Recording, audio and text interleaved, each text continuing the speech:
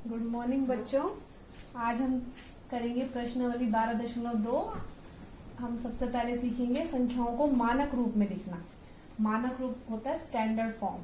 Standard form मतलब उदाहरण के लिए जैसे यहाँ पर मान लो हम कोई भी नंबर ले लेते हैं, मान लो ले लेते हैं 521.5।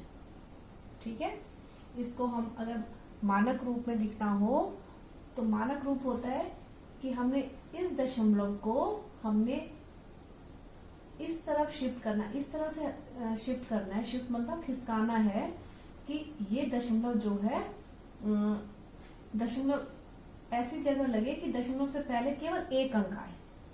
एक अंक मतलब इस दशमलव को हमने कहाँ लाना है, यहाँ पर लाना है, यहाँ पर, ताकि दशमलव से पहले केवल एक ही अंक आए।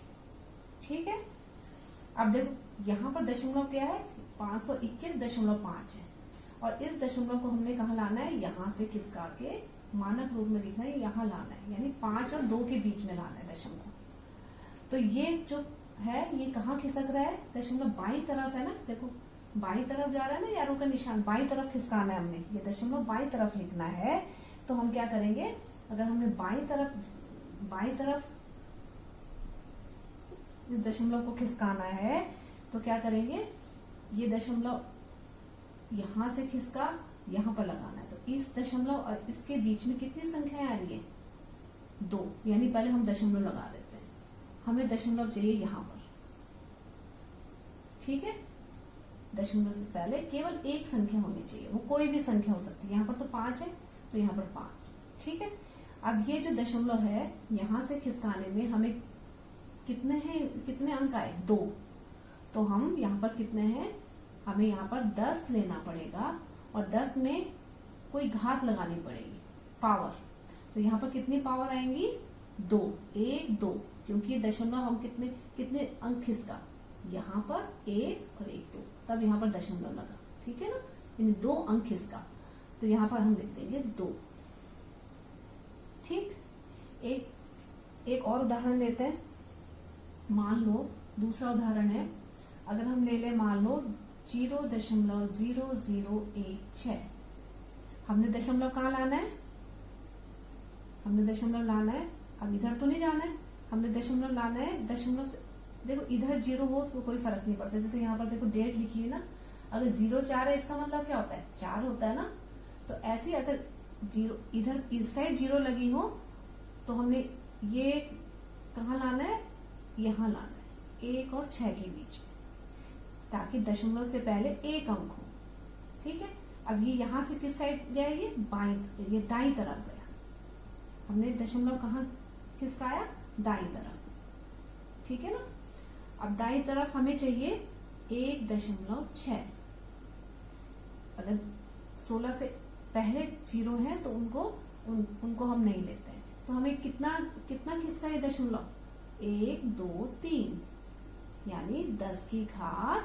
अब देखो बच्चों, ये इधर की जब दाईं ओर हम दशमलव लाएंगे तो यहाँ पर ऋणात्मक आएगा, घात -3 हो जाएगा, 1, 2, 3 माइनस। अब इसको याद करने का एक तरीका भी है। देखो यहाँ पर जो है 521 था, 521.5 है ना, और ये आया 5.215। 521 बड़ा है कि 521 बड़ा है ना, तो अब 521 से हमने ये छोटा बनाया, यहाँ पर छोटा है ना 5.5।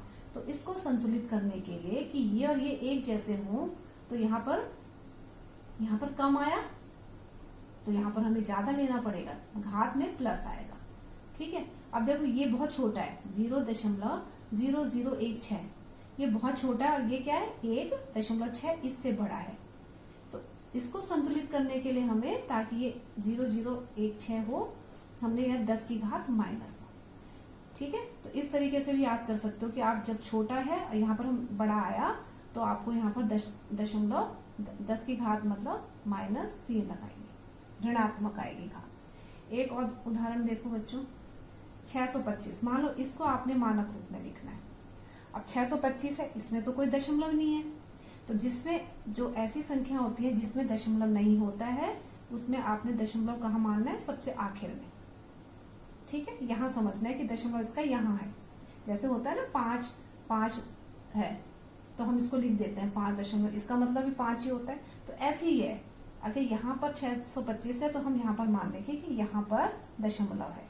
और हमें दशमलव कहाँ लाना है, मानक रूप में क्या है, दशमलव हमने इस तरह से खिसकाना है कि उससे पहले केवल एक अंक हो। तो हमने यहाँ से दशमलव खिसकाया और कहाँ लाना है, हमने यहाँ इनके बीच में लाना है।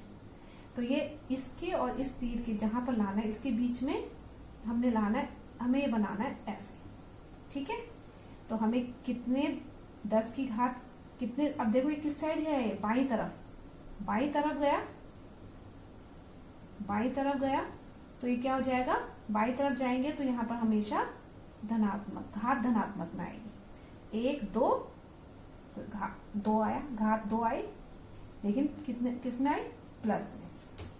ऐसी एक और उदाहरण लो, 4 0 5 0 0, ठीक है। अब इसमें भी देखो, इसमें भी कोई दशमलव नहीं है और इसके आखिर में 0 है। तो तुम्हें जो बाद में 0 है उसको तुम हटा सकते हो, बाद की 0 को हम इधर की 0 को नहीं मानते। हाँ, अगर किसी दो संख्याओं के बीच में 0 है, जैसे ये 405 है, इसको नहीं हटा सकते, लेकिन अगर ये बाद में 0 है इसको हम हटा सकते हैं। तो ये 405 दशमलव हम क्या मानेंगे, यहाँ पर दशमलव मानेंगे, ठीक है। अब हमने इसको दशमलव को कहाँ लाना है, इस तरह खिसकाना है कि ये दशमलव से पहले केवल एक अंक हो। तो यानी हमने ऐसे लिखना है इसको। तो ये यहाँ से हमें कहाँ लाना है, यहाँ। तो इसके बीच में कितने अंक हैं, 2 अंक है ना, 1 2 अंक है।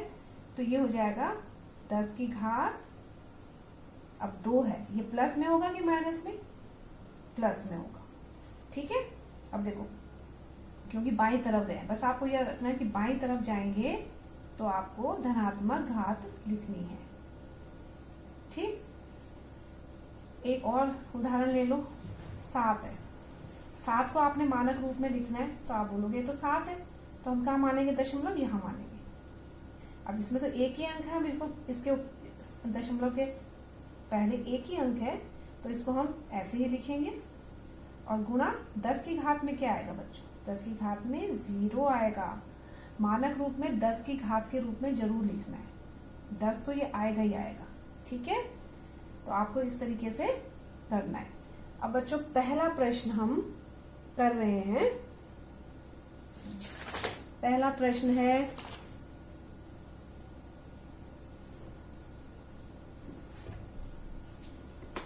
प्रश्नावली 12.2 का पहला प्रश्न है, निम्न संख्याओं को मानक रूप में लिखिए, ठीक है।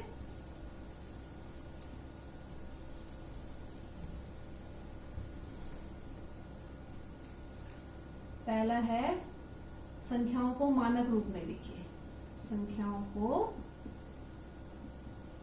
मानक रूप में लिखिए।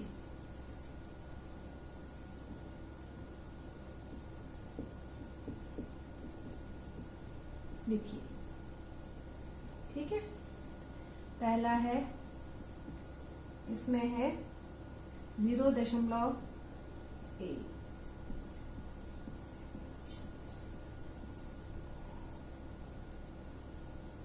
10 0 है, पता नहीं, सॉरी गिन तो